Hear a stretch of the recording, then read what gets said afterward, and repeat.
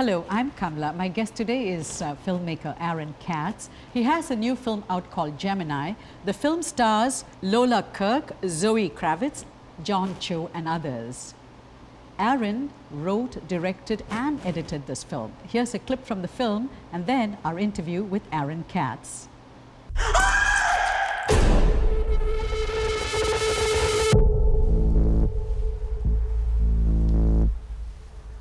I felt like you're feeling right now, which is why it's so tough for me to ask you what I've got to ask you. What do you have to ask me? You remember things, am I right? I think you might remember things more than most people. Think back. What is the last thing you saw in this house? Did she ever threaten you? No, she didn't threaten me. Because I've heard stories about movie stars. Am I under arrest? Not yet. Motive, opportunity, capacity. You two were like freaking best friends. People like that kill each other all the time. Welcome, Aaron. Thanks for having me. So we're in a great location, a movie theater, Yes, we are. your most favorite place Yes. in the world. What are your early memories of being in a movie theater? Well, my earliest memory of being in a movie theater was going with my grandmother to see Snow White and the Seven Dwarfs, which was re-released. The old one? Yeah, the old one. I think it was re-released in about 1985 or 6, and we had to leave because I was frightened. And so I remember walking out of the movie theater about 30 minutes in and not going to movies for a while after that. And actually, as a young kid, I didn't really go to movie theaters. And so there's a lot of movies from the 80s that a lot of people of my generation have seen that I either haven't seen or didn't see till much later. Like, for example, I didn't see Home Alone until about 10 years ago. And Really? I've never seen The Goonies. Oh, and what about Flashdance? That was the 70s? I have seen, no, Flashdance is the 80s. I have seen Flashdance. I've done a lot of catching up since then, and I watched a lot of VHS tapes in the 90s, and, you know, but not so much for it's really the kids' movies, because in the 90s I didn't want to watch kids' movies. I wanted to watch more adult movies, I guess, and like I said, like Home Alone was something I didn't see until recently, and it's interesting because it's a big part of a lot of people's childhood, but for me, most of what I watched as a kid was PBS, and I remember watching PBS's Mystery with Sherlock Holmes starring Jeremy Brett and Edward Hardwicke, which were these great productions. The old Sherlock Holmes? Yeah, the old Sherlock Holmes. Silent film. No, this is from the 80s. This is a okay. BBC series from the 80s, Okay. which I think are the best depiction of Sherlock Holmes. When I read Sherlock Holmes, I think of Jeremy Brett, who plays him in that series. What did you think of Benedict Cumberbatch in Sherlock Holmes? I think Benedict Cumberbatch is probably the second best Sherlock Holmes. I think that I actually have stopped liking that series very much because I feel like it's really departed from the spirit of Sherlock Holmes, and I feel like all the episodes now are about, they all come back to him, it's all about him, and I feel like really Sherlock Holmes is about helping other people. But I think Cumberbatch is great, and Martin Starr is great as Watson. So, right there you've mentioned all your different influences, because you talked about mystery, you talked about British drama, and you talked about VHS tapes, and I believe you collect VHS tapes? I do, yes. You still watch them? Yeah, I prefer watching VHS for a lot of types of films. I mean, I guess things that were released in the 80s and 90s, I think that's the nicest way to watch them. Obviously, the aspect ratio is a problem, and especially for movies that are in scope, you're losing a lot. But I think it's a fun way to watch movies, and I think they have a lot more vitality and life to them than a DVD, or certainly than streaming. And I don't really stream things. Oh, you all. don't? No, I don't like streaming things. Wow, you are different. Yeah, I recently started going to a video store again for the first time in many years, a place called Videotech in South Pasadena. Oh. When I say video store, they have DVDs too, but No, the reason my lower jaw is unhinged, to use a Wardhausian phrase, and I believe you're a big fan of P.G. Wodehouse, yes. is there are people that probably don't know what VHS is. You know, they don't know video cassette. You know, I have a nephew who once looked at a VHS and says, "What's this? How did you watch it?" So that's where my lower jaw unhinged comment came from. Let's switch to Gemini. How did you come up with the title? Well, I was struggling to think of a title. The original title of the film was Heather, and that's because one of the characters is named Heather, the movie star, and it felt like it was a movie that circled all around her, and she was the driving force of the movie, even though she wasn't, she's the sort of second main character. But of course, there's the 80s film Heathers, and it felt confusing to call it Heather. And so I tried thinking of other names, but it just was impossible. I couldn't change this character's name. I tried. I did a, find replace of many different names, and nothing felt right. And so eventually I started trying to think of other titles, and I have to give credit to our director of photography, Andrew Reed, who I remember I was parked outside of my dad's house in Portland, Oregon. I was on the phone with Reed, and we were talking about titles, and he said maybe something astrological would be good because it recalls thrillers from the 80s and 90s, or movies you might see on Showtime in the early 90s. And Gemini felt like thematically it related, and as soon as he said it, I knew that was the right thing to call the movie. Oh, so it was the astrological reference, and here I thought maybe it was the Greek reference to the original Gemini twins. Yeah, well, it's that too. I don't want to say too much, but there are elements of duality in the movie that thread through the whole narrative. So that's how, so it kind of reflects the narrative itself, the duality. Yeah. So is this a film noir? You're paying homage to film noir? How would you characterize this whodunit film? I think it's a film that has a foot in a couple worlds. Yeah, I mean, I wanted to live in the tradition of film noir and 80s and 90s thrillers, and had been watching a lot of them leading up to writing Gemini. And then also I'd been living in Los Angeles for almost 3 years when I wrote it, and had grown to really love the city, and I wanted to make a film that reflected some of the things that I saw in the city. And also, like what? Well, it's a city where, the movie business is a really big part of the city, and the line between personal and professional relationships is very blurry in the movie business, and I thought that would be a really interesting thing to explore and kind of see what that relationship was like up close. Okay, so you're paying homage to the movie tradition of an actor and their personal assistant, and like you said, the boundaries. So when I saw the film, two films jumped to mind. One was the old film Sunset Boulevard, because of Gloria Swanson and her, should I say, fawning assistant, her husband, who then turns out to be her protective assistant. And the second was Clouds of Sils Maria. Yeah. Those are the two films that came to mind. Was I overthinking it? It's interesting, yeah. I mean, I actually haven't seen Sunset Boulevard for a very long time, and I recall not much liking it. So I don't know if we thought of that film much when making it. Sils Maria definitely was on my mind because it's a film about this very relationship in a completely different context.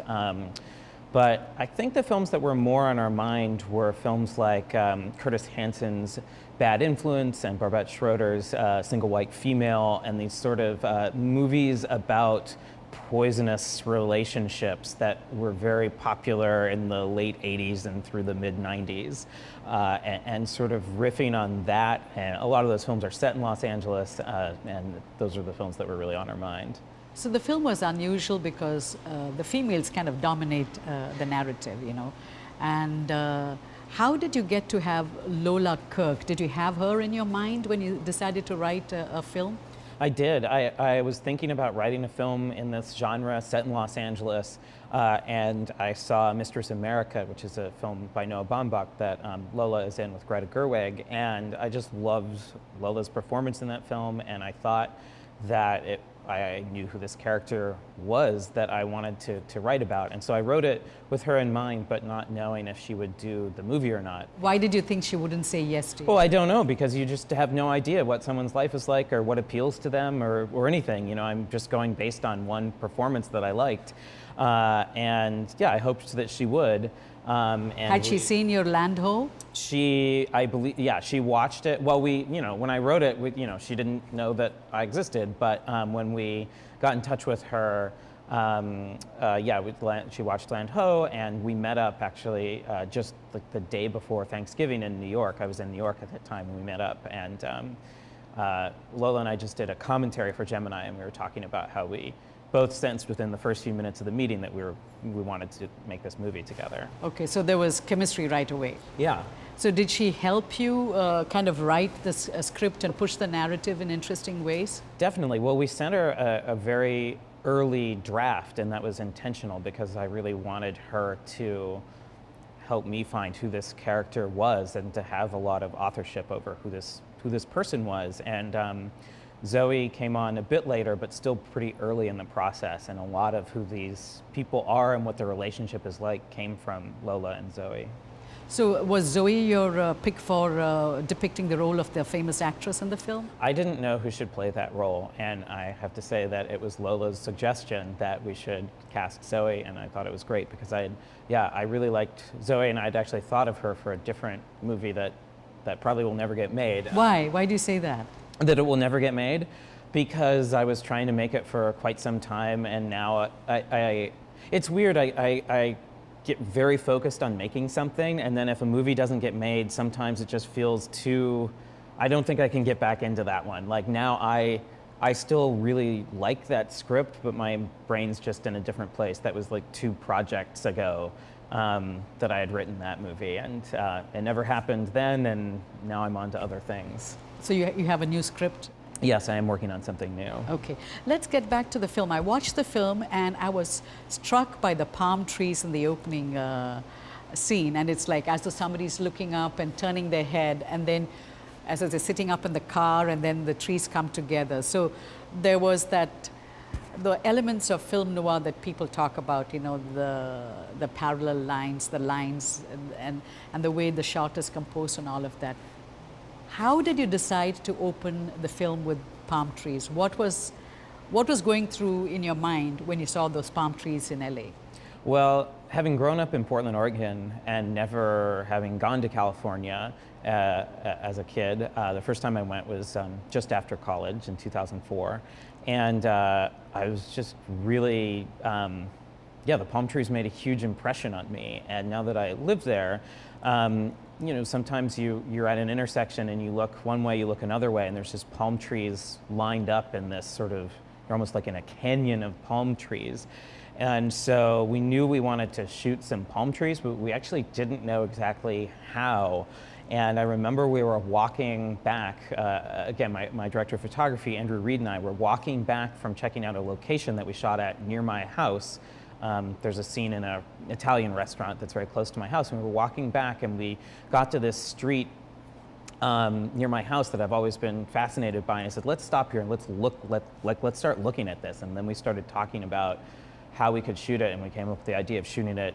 It starts with the palm trees upside down, and we tilt and make them right side up, and then it was a technical challenge of how to actually achieve that, because it's not so easy to tilt a camera 180 degrees from upside down to right side up, just the way the mechanics of the Did you ever think of using an iPhone to do that?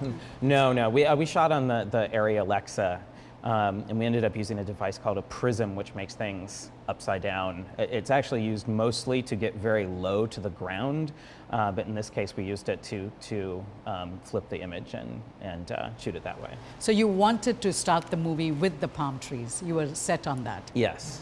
Okay, so you were set on that. Okay. The second thing that struck me is that palm trees are almost like a motif in the film. You use them for transitions, and it is so when you go from one scene to another, that's what I noticed. So was that intentional on your part? Did you want to have it as a running theme?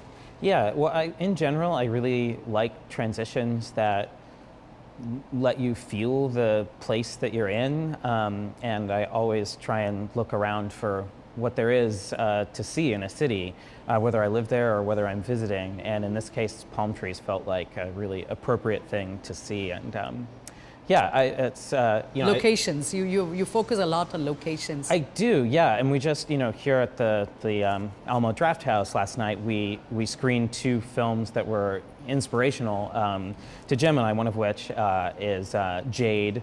the Friedkin film, and the other of which is Dead Again, the Kenneth Branagh film, and both of those have such a strong sense of location. And I feel that thrillers in general have a ability to really locate themselves in the place where they are. And maybe it's because like moving around and where people are plays such an important role in plot that the surroundings end up getting folded into that in a way that maybe they don't so much in other genres. You collect maps?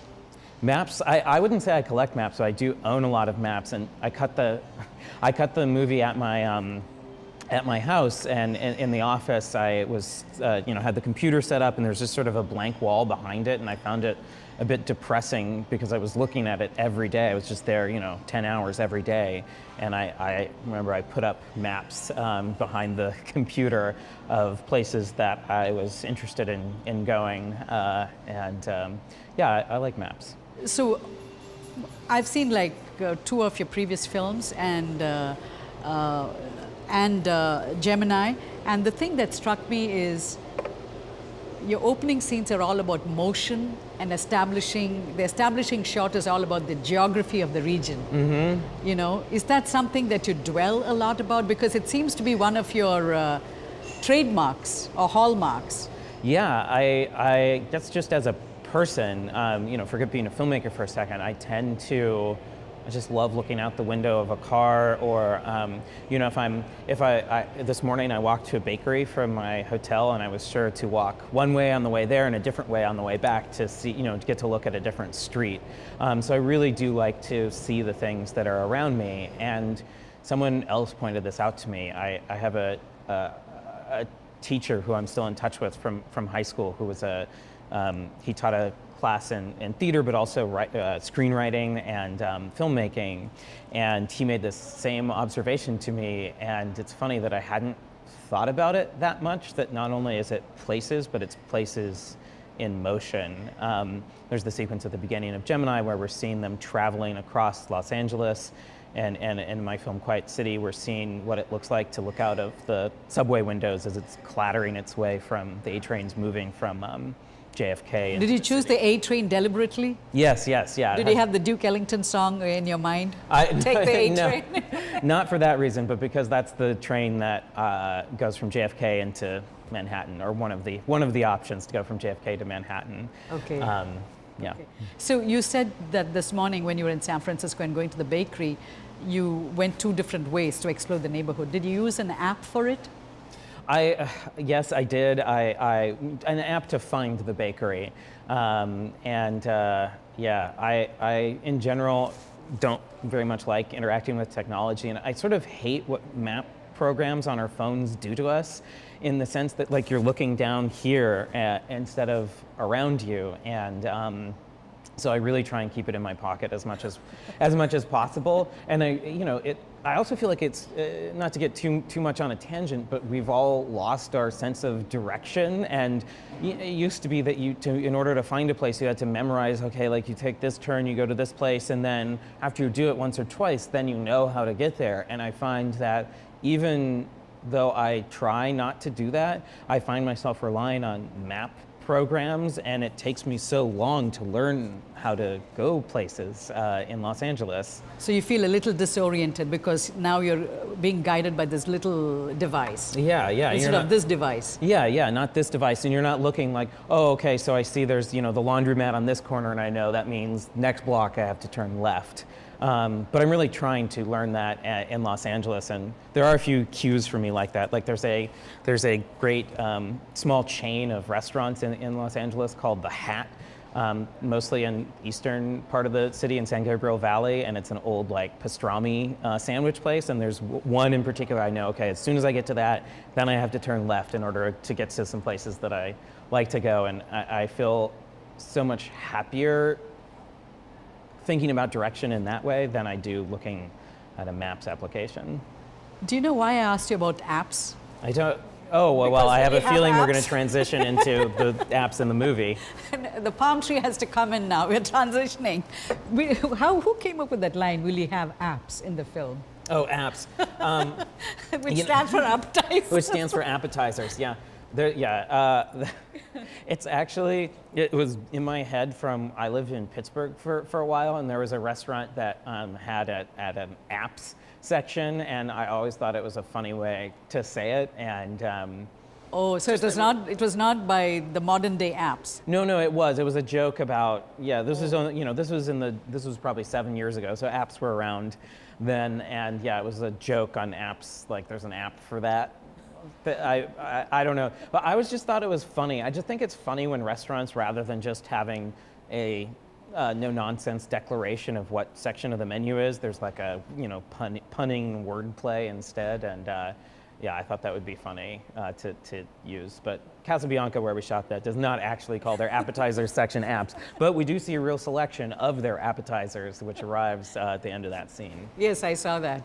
When Zoe Kravitz walks out, no, the filmmaker walks out. Yeah. Yeah. So the most interesting character for me, besides the two ladies and their interaction, was the filmmaker, the one who for a few years has been struggling to make a film with Zoe Kravitz, who then decides that she doesn't want to make a film. Was that somehow based on you? I wouldn't say that it was based on me, but Nelson Franklin, who plays that character, thinks it is. In fact, he's wearing a jacket in the movie that's almost identical to this jacket, but it is in fact not my jacket. It's the art department's or the costume department's jacket. Yeah, I mean, I think it's based on a collection of experiences that I've had and a lot of filmmaker friends of mine have had, and he's a very bitter character, and it's sort of a heightened, humorous version of some experiences that that I've experienced, and also he's a character who's sort of commenting on the fact that it is a movie. He's making movies, and he's commenting on what would happen if this were a movie, and he's the most meta character in the movie, and, yes. And it felt like he was needed for. Yeah, it just felt like a fun aspect, especially as we mentioned Scream a couple times in the movie. For me, it was a much needed meta character, because suddenly I sat up and said, aha. I kind of then started thinking differently, because I wasn't sure where the movie was going until Nelson Franklin's character comes. And then when he mentioned a few things, then it kind of made sense. I'm like, okay, who would have done it? Yeah. What would have happened? And so then it took a very interesting turn. But is that another trademark of yours, that you almost wait till the end to kind of, bring everything together? Yeah. Converge the plot? Well, I feel like in life we don't know where things are going, and circumstances collide with each other, and it's often quite late in a process that we realize how things are going to come together. And so despite the fact that I really love thrillers and detective novels, my own interpretation is waiting until later in the film to see how everything comes together. Okay. I want to ask about the music. Mm-hmm. Music plays a key role in all your films, and you've worked only with one musician. Yeah. Keegan DeWitt? DeWitt, yeah. DeWitt. Did you all go to school together? Yeah, but not film school, high school. The high school I was talking about, where I mentioned the teacher. In Portland? In Portland, yeah. Was it a private school? It was a private school. It was a really small, less than 100 students private school, and it was very open. Like, we didn't have grades, and we picked our own classes, and things were decided by community meeting, called Pacific Crest Community School. And Keegan went to that school too, and also took all the same classes with Barry Hunt, who was our teacher. And Keegan actually went to film school first before me. He went to SUNY Purchase for a year, and then ended up quitting that and pursuing other things. But we've known each other now for over 20 years, and yeah. So you don't have to explain to him. He already knows what this film is about and what you want to do. Yeah, but this was a really hard one for us. In the past, we've always had an idea of what we wanted the sound of the movie to be, and some version of that. Often Keegan will start writing before we've shot anything for me to maybe listen to as I'm revising the script, and just kind of start to feel what the tone of the movie is musically. And and that's always kind of evolved into what the score is. And in this case, it was more of an uphill battle because our original score was very nostalgic and harkened back to scores by Giorgio Moroder, Tangerine Dream, John Carpenter, people like that.